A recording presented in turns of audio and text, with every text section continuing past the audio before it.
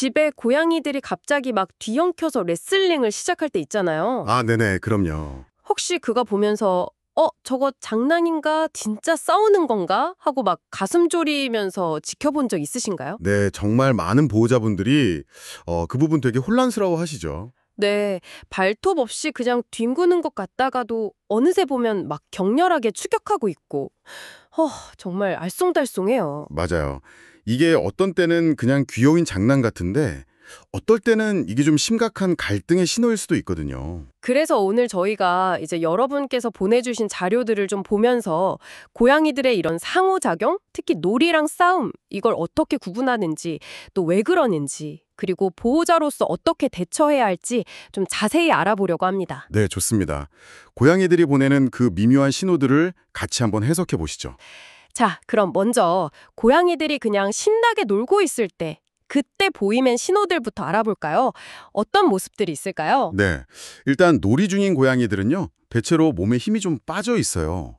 이완되어 있다고 하죠. 아, 이완이요? 네, 긴장감보다는 좀 유연하고 부드러운 움직임, 그런 걸 보이죠.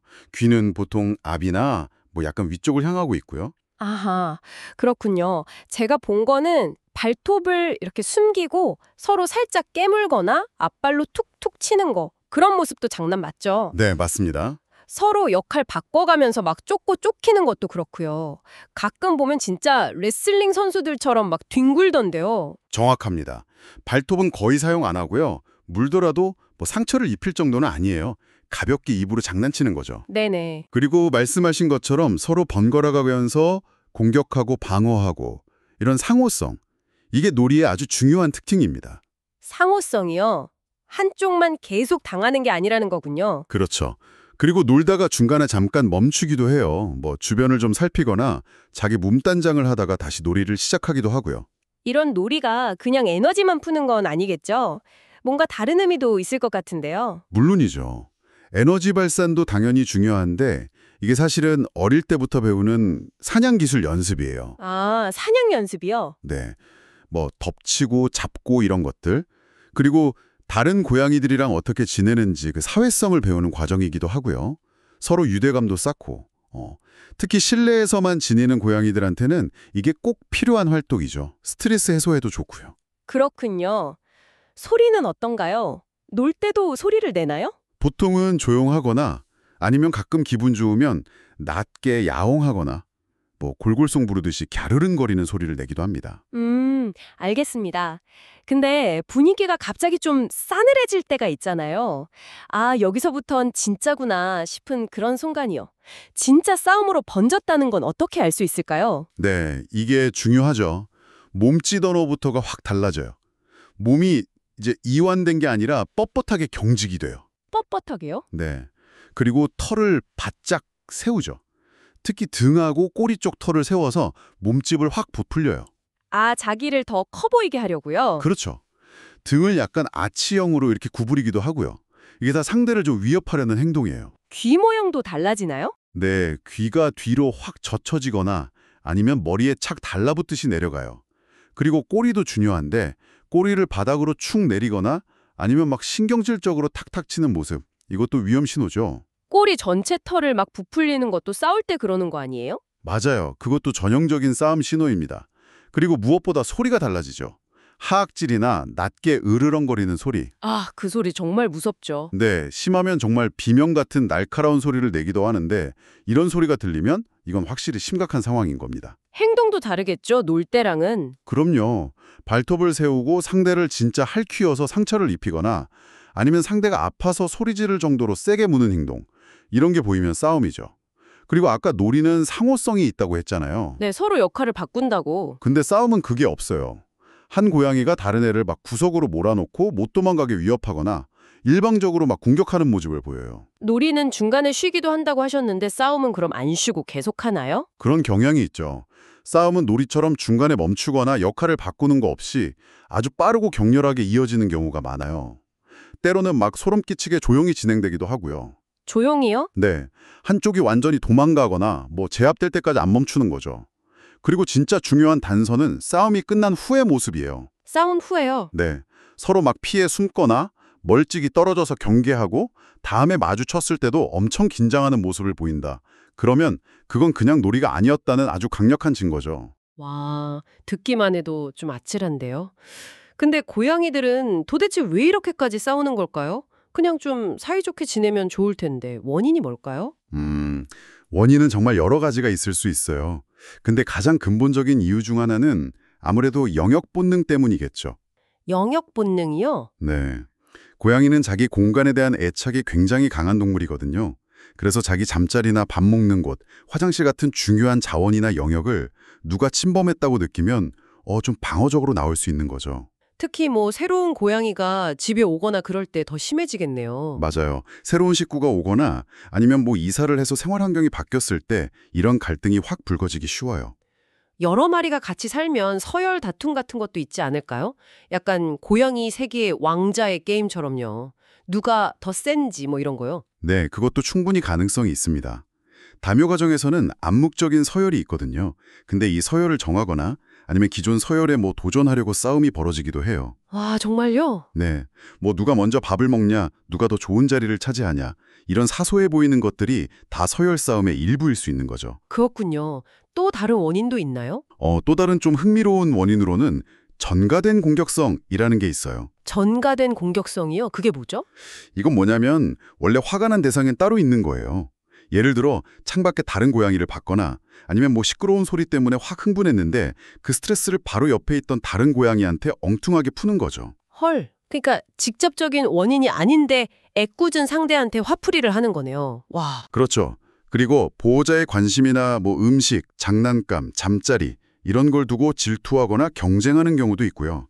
정말 사람 사는 모습이랑 좀 비슷하죠. 네, 그러네요. 근데 진짜 의외인 게 지루함이나 스트레스 때문에 싸울 수도 있다고요? 네, 그게 의외라고 생각하실 수 있는데 이게 생각보다 흔한 원인이에요. 아, 정말요? 네, 놀이나 자극이 충분하지 않으면 에너지가 해소되지 못하고 막 좌절감이 쌓이잖아요. 네. 이게 다른 고양이를 향한 공격성으로 표출될 수 있는 거죠. 아, 또 중요한 게 사회성 부족인데요.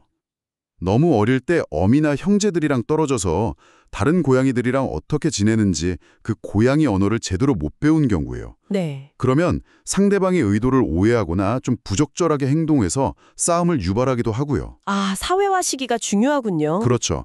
마지막으로 간과하면 안 되는 게 건강 문제예요. 갑자기 특정 고양이가 막 공격적으로 변했다. 그러면 어디가 아프거나 통증이 있을 수 있으니까 주의 깊게 살펴봐야 하고요. 그리고 아까 자료에서도 나왔지만 중성화 안 한 수컷 고양이들, 얘들은 호르몬 때문에 영역 다툼이나 암컷을 둘러싼 경쟁에 더 심해져서 싸움이 잦을 수 있어요. 와, 원인이 정말 다양하네요. 그럼 실제로 고양이들이 싸우고 있을 때 보호자는 어떻게 해야 할까요? 아까 그 심각한 싸움 징후가 보이면 개입해야 한다고 하셨는데 그럼 그냥 둬도 괜찮은 경우도 있는 건가요? 네, 여기서 제일 중요한 판단 기준은 역시 안전이에요. 하악질, 으르렁거림, 털 세우기, 귀 젖히기, 그리고 막 발톱 세우고 상처 입힐 정도로 무는 행동, 이런 명백한 싸움의 징후가 보이면요, 한쪽이든 양쪽이든 다칠 수가 있잖아요. 그래서 개입해서 싸움을 멈춰야 합니다. 네. 하지만 발톱 숨기고 그냥 뒹굴거나 서로 역할 바꿔가면서 쫓고 쫓기고 아까 말씀드린 그런 놀이 신호만 보인다, 그러면 그냥 두시는 게 좋아요. 아, 놀이는 그냥 둬야 한다고요? 네. 놀이는 고양이한테 꼭 필요한 사회적 학습 기회이고 또 에너지 발산하는 중요한 시간이거든요. 근데 이걸 자꾸 보호자가 말리면 오히려 고양이한테 스트레스만 주고 놀이를 통해 배울 기회를 빼앗는 셈이 될 수도 있어요. 그렇군요. 그럼 개입하기로 결정했다면 어떻게 하는 게 제일 안전할까요? 막 흥분한 고양이들 사이에 맨손으로 끼어들면 진짜 위험할 것 같은데요. 절대 안 됩니다. 이건 정말 아무리 강조해도 지나치지 않아요. 네. 고양이가 극도로 흥분하면요, 평소에 아무리 아끼던 보호자라도 못 알아보고 본능적으로 방어하거나 공격할 수 있어요. 아, 고양이한테 물린 상처는 보기보다 깊고 특히 그 입안에 파스테렐라균 같은 세균이 있어서 감염 위험이 엄청 높아요. 심하면 입원 치료까지 받아야 할 수도 있으니까 절대로 맨손 개입은 금물입니다. 아, 정말 조심해야겠네요. 그럼 어떻게 안전하게 말릴 수 있을까요? 직접 이렇게 몸으로 막는 건 피해야 하고요. 주의를 다른 곳으로 돌리는 방법을 써야 해요. 예를 들면 손뼉을 갑자기 크게 치거나 뭐 책 같은 물건을 바닥에 쾅 떨어뜨려서 큰 소리를 내는 거죠. 소리로요? 네. 아니면 동전 같은 거 깡통에 넣어서 막 흔들거나 큰 소리로 휘파람을 불거나 이렇게 갑작스러운 소음으로 고양이들의 집중을 딱 깨는 거예요. 아하. 또 다른 방법은 쿠션이나 담요 있잖아요. 아니면 좀 두꺼운 판지 같은 거. 그런 물건을 고양이들 사이로 던지거나 살짝 밀어 넣어서 시야를 차단하고 물리적인 거리를 만드는 거죠. 순간적으로 싸움을 멈추게 하는 효과가 있어요. 물 뿌리는 건 어때요? 어떤 자료 보니까 물 분무기를 세우고 하던데 또 어떤 데서는 그거 안 좋다고 하고 의견이 좀 다른 것 같더라고요. 그 부분은 사실 전문가들 사이에서도 의견이 좀 갈려요. 물분무기가 즉각적으로 행동을 멈추게 하는 데는 효과적일 수 있다는 의견도 있죠. 네. 하지만 많은 전문가들은 이 방법이 고양이한테 상당한 공포랑 스트레스를 줄 수 있다고 봐요. 그리고 나아가서는 물을 뿌린 보호자에 대해서 불신이나 공포심을 갖게 할 수도 있어서 장기적으로는 관계에 안 좋은 영향을 미칠 수 있다고 경고하기도 하고요. 아, 그렇군요. 네, 특히 좀 소심하거나 불안도가 높은 고양이한테는 사용하지 않는 게 좋다고 보고요. 결국에는 뭐 고양이의 기질이나 상황, 그리고 다른 방법들을 먼저 시도해 봤는지 이런 걸 종합적으로 고려해서 아주 신중하게 판단해야 할 문제 같아요. 신중해야겠네요. 네, 어떤 방법을 쓰든 핵심은 고양이한테 신체적인 고통이나 너무 극심한 공포를 주면 안 된다는 거예요. 알겠습니다. 싸움을 멈추게 한 다음에는 어떻게 해야 해요? 그냥 다시 같이 두면 또 싸울 수도 있을 것 같은데요? 맞아요. 싸움이 중단되었다면 즉시 각 고양이를 서로 볼 수도 없고 달 수도 없는 별도의 공간에 분리를 해야 합니다. 뭐 다른 방이라든지 아니면 큰 케이지 같은 곳에요. 분리를 해야 하는군요. 네. 그리고 흥분이 완전히 가라앉을 때까지 충분한 시간을 줘야 해요. 이게 뭐 몇 분이 아니라 몇 시간 걸릴 수도 있어요. 네. 완전히 진정되기 전에 다시 마주치게 하면 바로 싸움이 다시 시작될 수 있거든요.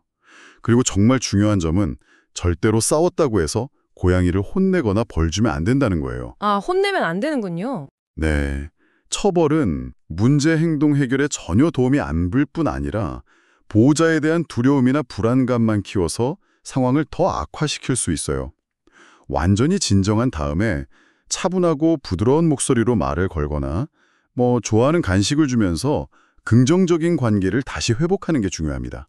그렇군요. 매번 싸움을 말리는 것도 정말 힘든 일일 텐데 근본적으로 좀 싸움을 예방하는 게 최선이잖아요. 맞습니다. 평화로운 공존을 위해서 보호자가 어떤 환경을 만들어줄 수 있을까요? 환경 조성이 정말 중요해요. 핵심은 뭐냐면 고양이들이 서로 경쟁할 필요성을 못 느끼게 자원을 아주 풍부하게 그리고 분산시켜서 제공하는 거예요. 자원을 풍부하고 분산되게요. 네. 예를 들어서 화장실은 고양이 마리수보다 최소 하나 더 많이 그리고 집안 여러 곳에 좀 떨어뜨려 놓는 게 좋아요.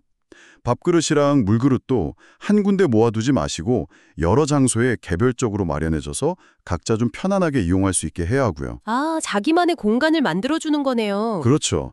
잠자리나 숨을 수 있는 공간, 뭐 숨숨집 같은 거요. 그리고 캣타워 같은 수직 공간도 여러 개 마련해서 각자 자기만의 안전지대를 확보하고 다른 고양이랑 좀 안 마주치고 쉴 수 있게 해주는 게 갈등 예방에 정말 큰 도움이 됩니다. 충분히 놀아줘서 에너지를 발산시켜주는 것도 진짜 중요하겠네요. 에너지가 막 넘치는데 풀 데가 없으면 엉뚱한 데로 터져 나올 수 있으니까요. 그렇습니다. 매일 꾸준히 그리고 각 고양이의 나이나 활동 수준에 맞춰서 충분히 놀아주는 게 필수적이에요. 특히 낚싯대형 장난감 같은 걸로 사냥 본능을 좀 만족시켜주는 놀이. 이게 쌓인 에너지를 긍정적으로 풀고 스트레스를 줄여서 싸움 예방에 아주 효과적입니다. 네. 그리고 또 고양이들이 서로 뭐 핥아주거나 아니면 그냥 평화롭게 같은 공간에 있는 거. 이런 긍정적인 상호작용을 보일 때 간식이나 칭찬으로 바로 보상해주는 것도 좋은 관계를 강화하는 데 도움이 되고요. 아까 잠깐 나왔던 고양이용 페로몬 디퓨저 같은 것도 좀 도움이 될까요? 그리고 중성화 수술도 역시 중요하겠죠. 네. 그 고양이 얼굴 같은 데서 나오는 페로몬이랑 비슷한 성분의 합성 페로몬 제품들이 있거든요.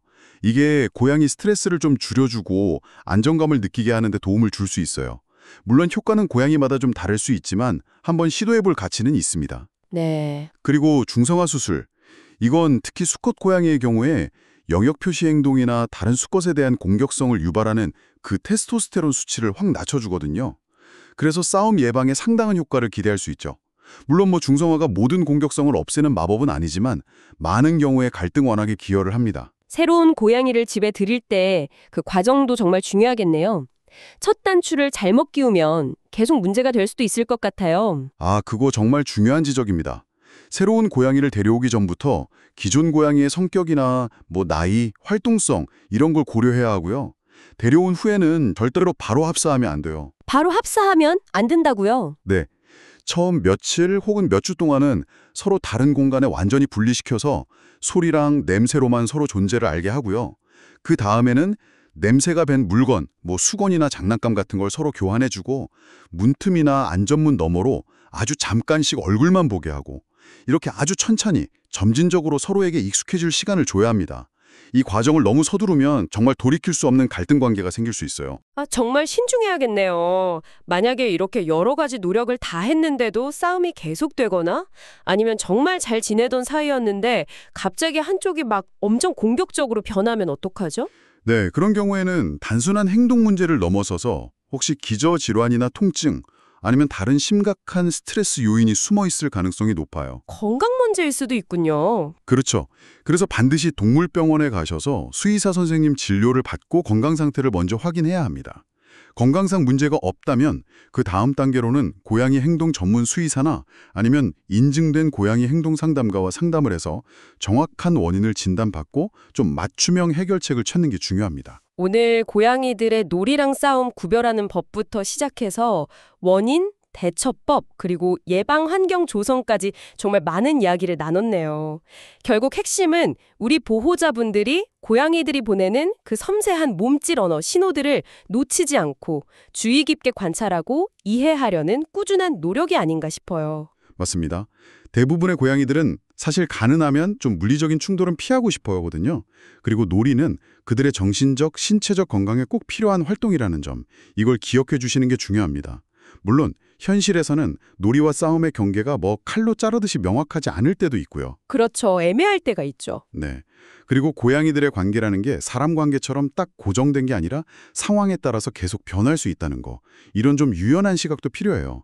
어제는 정말 둘도 없는 친구였는데 오늘은 서로 좀 불편한 날도 있을 수 있는 거죠. 네, 맞아요.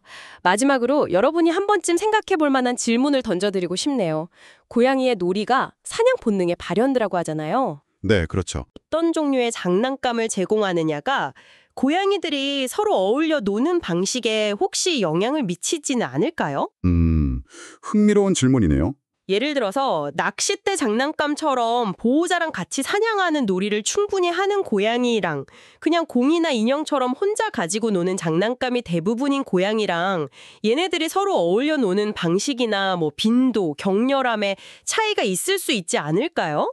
다음에 고양이 장난감 고르실 때 이 질문을 한번 떠올려 보시는 건 어떨까요?